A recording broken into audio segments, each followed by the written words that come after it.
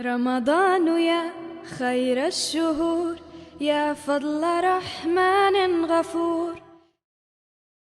Bagaimana Pak Najib melihat posisi Al-Quran bagi pengikut Ahmadiyah ya? Karena di masyarakat umumnya, terutama pada saat tahun 2005 tadi terjadi tentang Parung, bagaimana sebuah kelompok yang tidak suka terhadap Ahmadiyah itu kemudian melakukan opini publik bahwa kitab sucinya Ahmadiyah bukan Al-Quran, melainkan Tazkirah. Nah, Pak Najib sendiri dalam pengamatan langsung, yang dibaca sehari-hari oleh pengikut Ahmadiyah itu sebetulnya kitab sucinya Al-Quran atau Tazkirah? Itu salah satu yang saya kira sering disalahpahami, dan selain disalahpahami juga dibesar-besarkan ya, dengan beberapa penulis yang kadang-kala bahkan kemudian menulis buku tentang bahwa kitab sucinya Ahmadiyah itu adalah Tazkirah dan sebagainya kayak gitu ya.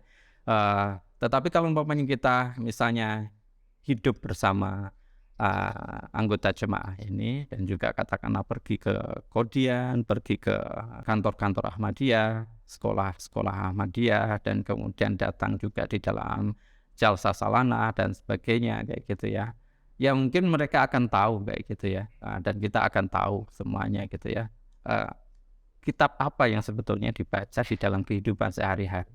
Kalau datang ke Masjid Ahmadiyah, datang ke katakanlah rumah-rumah Ahmadiyah kayak gitu, apakah kemudian semua rumah itu memiliki tazkirah kayak gitu? Berapa banyak yang memiliki dan berapa banyak yang tidak? Terus kemudian berapa banyak yang memiliki Al-Quran dan berapa banyak yang tidak kayak gitu? Mungkin dengan melihat seperti itu mereka akan lihat sendiri sebetulnya. Bahkan mungkin orang tidak tahu kalau mungkin sebagian orang Ahmadiyah sendiri tidak pernah memiliki kitab Tazkirah tersebut kayak gitu ya, atau bahkan mungkin tidak terlalu tahu tentang kitab tersebut. Yang mereka tahu ya Al-Quran, karena memang itu yang diyakini dan dibaca dan sebagainya kayak gitu ya. Pemahaman ini kan kemudian disebarluaskan, kemudian dikampanyekan, dibesar-besarkan oleh sebagian masyarakat untuk menjelaskan bahwa itu loh lihat kitab sucinya beda, itu loh lihat katakanlah bacaan mereka sehari-hari berbeda, sehingga orang kemudian yakin kelompok ini adalah di luar daripada Islam kayak gitu. Jadi ini frame itu memang entah sengaja atau tidak, entah sadar atau tidak kayak gitu ya, dikembangkan untuk meneguhkan kayak gitu ya, pandangan yang selama ini mungkin salah, bahwa Ahmadiyah itu memiliki kitab suci yang lain kayak gitu ya, kitab suci yang berbeda dari umat Islam yang lain, yang yang itu tidak sesuai sebetulnya dengan Ahmadiyah sendiri kayak gitu kan. Mungkin mereka tidak tahu misalnya yang bagian dari salah satu tulisan saya itu ya, kalau umpamanya orang semisal Soekarno, Agus Salim, Cokro Aminoto, kemudian Ruslan Abdul Ghani, terus para pelajar di Young Islamisten Bond kayak gitu ya, yang mereka pelajari itu adalah terjemah Al-Quran dari Ahmadiyah kayak gitu ya. Mereka tidak tahu bahwa katakanlah penerjemahan Al-Quran yang pertama, bukan yang pertama ya, yang paling banyak dipakai di awal abad 20 dan di banyak negara pada awal-awalnya itu dilakukan oleh Ahmadiyah kayak gitu ya.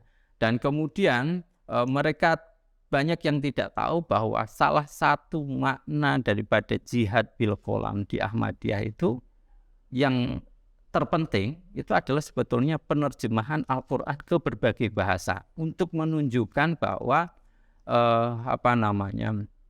cara kita umat Islam itu berperang katakanlah atau mengalahkan kelompok yang lain adalah dengan menunjukkan mukjizat yang dibawa oleh Nabi Muhammad berupa Al-Quran ini kepada banyak masyarakat yang ada di dunia yang belum mengetahui tentang Islam kayak gitu. Dan itu dilakukan oleh Ahmadiyah, dan itu banyak yang kemudian tidak diinformasikan kepada masyarakat bahwa ini adalah salah satu kontribusi penting daripada Ahmadiyah ini.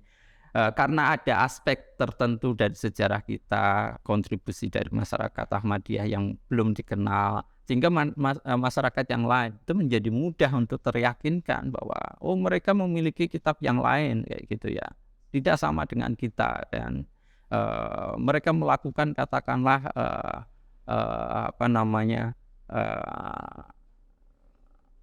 fokus di dalam aktivitas pembacaan kitab sucinya itu bukan kepada Al-Quran dan sebagainya kayak gitu. Betapa kalau kita simpulkan, Al-Quran bagi Ahmadiyah bukan sekedar kitab suci memang yang dibaca, tapi justru ada semangat untuk melakukan dakwah Islam kepada seluruh dunia, mungkin dalam pemahaman rahmatan lil alamin dan jihad dengan pena itu melalui terjemahan Al-Quran kan seperti itu. Nah, tetapi sayangnya kan di sisi lain di saat ini kondisi di Indonesia justru opini publiknya, masyarakat itu masih sangat percaya, bahkan mungkin menurut penelitian 99% orang Indonesia tidak tahu gitu ya, bahwa kitab sucinya Ahmadiyah itu Al-Quran. Nah, kenapa hal itu bisa terjadi Pak Najib? Dan mungkin ada saran yang bisa disampaikan kepada Komunitas Ahmadiyah untuk menghilangkan kesalahpahaman tersebut. Ya, saya kira salah satu hal yang terpenting kenapa perspektif atau kesalahpahaman itu masih kuat di masyarakat itu adalah karena hembusan-hembusan pemahaman bahwa Ahmadiyah itu memiliki kitab suci yang lain, bahwa Ahmadiyah itu sesat, sehingga sudah tertutup mata untuk melihat bahwa kitab suci Al-Quran itu ya kitab sucinya Ahmadiyah, bahwa mereka itu yang membaca Al-Quran tiap hari, mereka menerjemahkan Al-Quran ke berbagai bahasa, mereka adalah pionir di dalam kaitannya penerjemahan Al-Quran itu ke berbagai negara, berbagai bahasa, termasuk ke Indonesia dan sebagainya. Nah, bagaimana kemudian caranya katakanlah bagi untuk mengurangi atau menghilangkan kesalahpahaman tentang hal ini?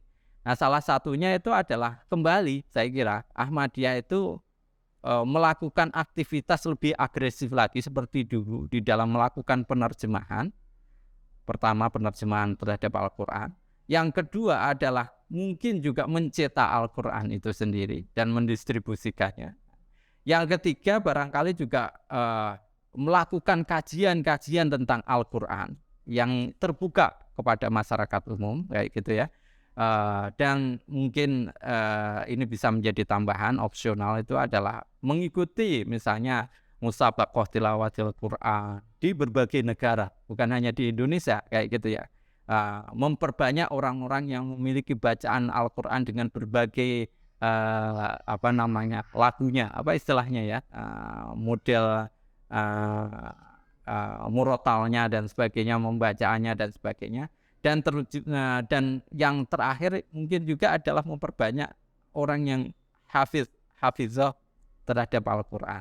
Nah, 5 hal ini kalau umpamanya dilakukan bisa saja secara masif kayak gitu ya, menunjukkan kepada masyarakat ini loh bahwa anggapan kalian salah tentang kita. Yang Anda anggap bahwa kita memiliki kitab suci lain, kitab suci kita adalah Al-Quran dan sebagainya. Dan terbukti bahwa misalnya kita melakukan hal yang sangat penting, sangat agresif tentang kajian Al-Quran, ikut musabaqah tilawatil Quran, menunjukkan bahwa kita adalah ahli tentang Al-Quran dan sebagainya kayak gitu ya. Dan apakah kalian masih ragu?